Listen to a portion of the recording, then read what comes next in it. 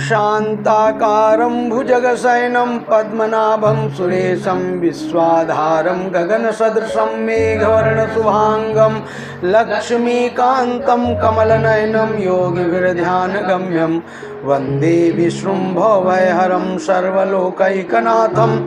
ओम भवानी तुम महालक्ष्मी सर्वकामप्रदायिनी सुपूजिता प्रसन्ना स्यान् महालक्ष्मी नमोस्तुते।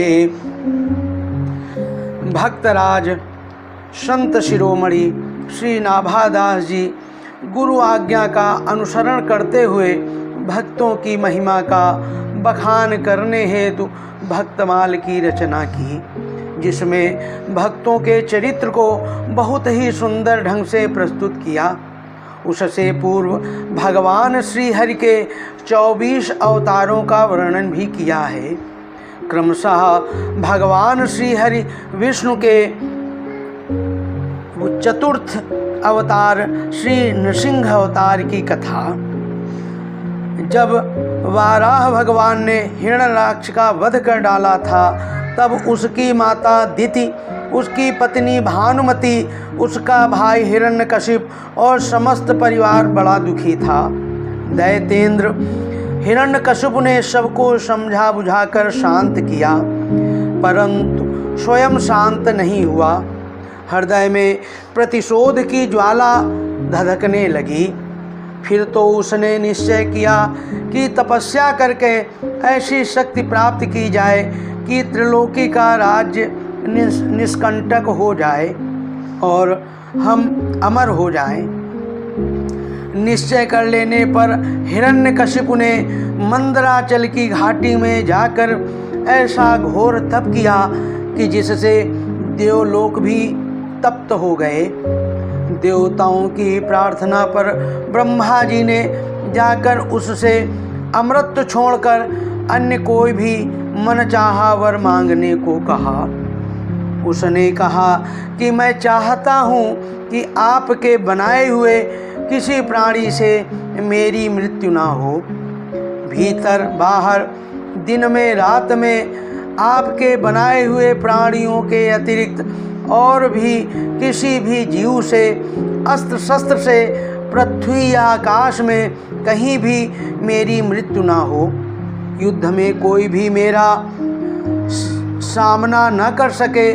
मैं समस्त प्राणियों का एक छत्र सम्राट बनूं। इंद्र आदि समस्त लोकपालों में जैसी आपकी महिमा है वैसी ही मेरी हो। तपस्वियों और योगीश्वरों को जो अक्षय ऐश्वर्य प्राप्त है वही मुझे भी दीजिए। ब्रह्मा जी ने एवमस्तु कहकर उसके मांगे वर को दिए। वह अपनी चतुराई पर बड़ा ही प्रसन्न हुआ कि मैंने ब्रह्मा को भी ठग लिया। उनके न चाहने पर भी मैंने युक्ति से अमृत का वरदान ले ही लिया। यह जीव का स्वभाव है, वह अपनी चतुराई से चतुरानन की कौन कहे, भगवान को भी धोखा देने का प्रयत्न करता है। वैसे ही हिरण्यकशिपु ने भी अपनी समझ से मृत्यु का दरवाज़ा बंद ही कर लिया था, किंतु भगवान ने जब चाहा तो खोल ही लिया।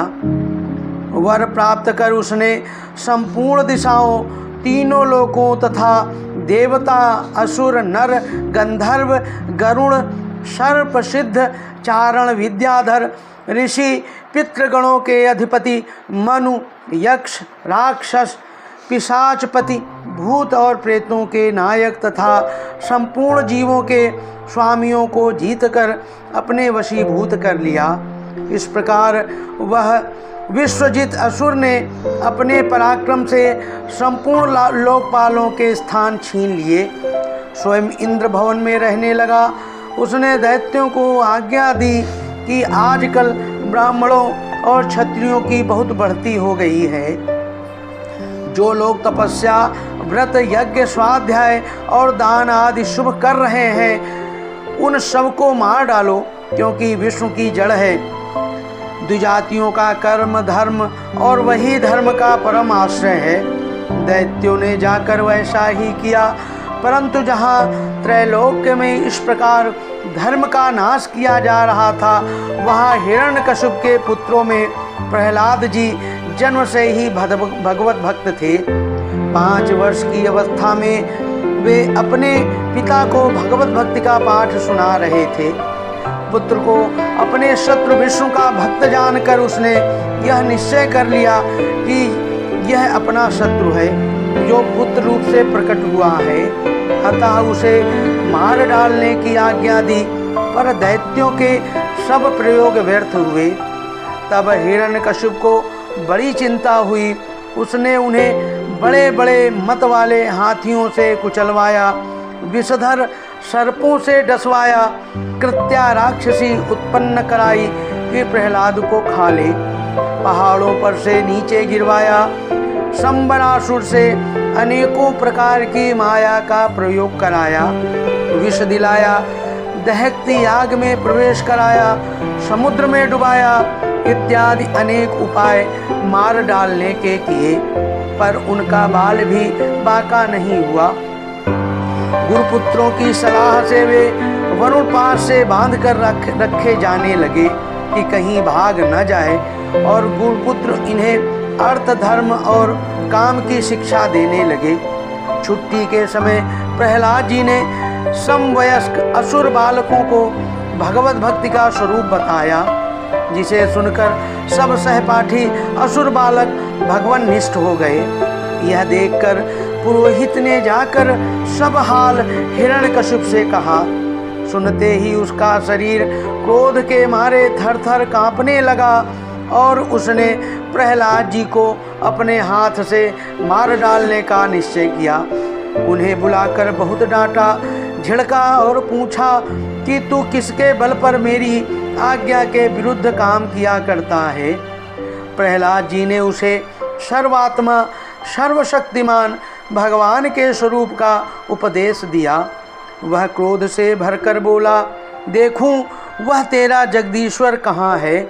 अच्छा, क्या कहा वह सर्वत्र है तो इस खंभे में क्यों नहीं दिखता? अच्छा, तुझे इस खंभे में भी दिखता है? मैं भी तेरा सिर अलग करता हूँ, देखता हूँ तेरा वह हरि तेरी कैसे रक्षा करता है। वह मेरे सामने आए तो सही इत्यादि कहते कहते वह क्रोध को संभाल न सका। तब सिंहासन पर से खड्ग लिए कूद पड़ा और प्रहलाद जी के यह कहते ही कि हाँ वह खंभे में भी है, उसने बड़े जोर से खंभे को एक घूंसा मारा। उसी समय खंभे से बड़ा भारी शब्द हुआ। घूंसा मारकर वह प्रहलाद जी को मारने के लिए झपटा था, परंतु वह उस अपूर्व घोर शब्द को सुनकर वह घबराकर देखने लगा कि शब्द करने वाला कौन। इतने में उसने खंभे से निकले हुए एक अद्भुत प्राणी को देखा। वह सोचने लगा, अहो यह तो ना मनुष्य है ना सिंह, फिर यह नृसिंह रूप में कौन अलौकिक जीव है। वह इस उधेड़ बुन में लगा ही हुआ था कि उसके बिल्कुल सामने नृसिंह भगवान प्रकट हो गए।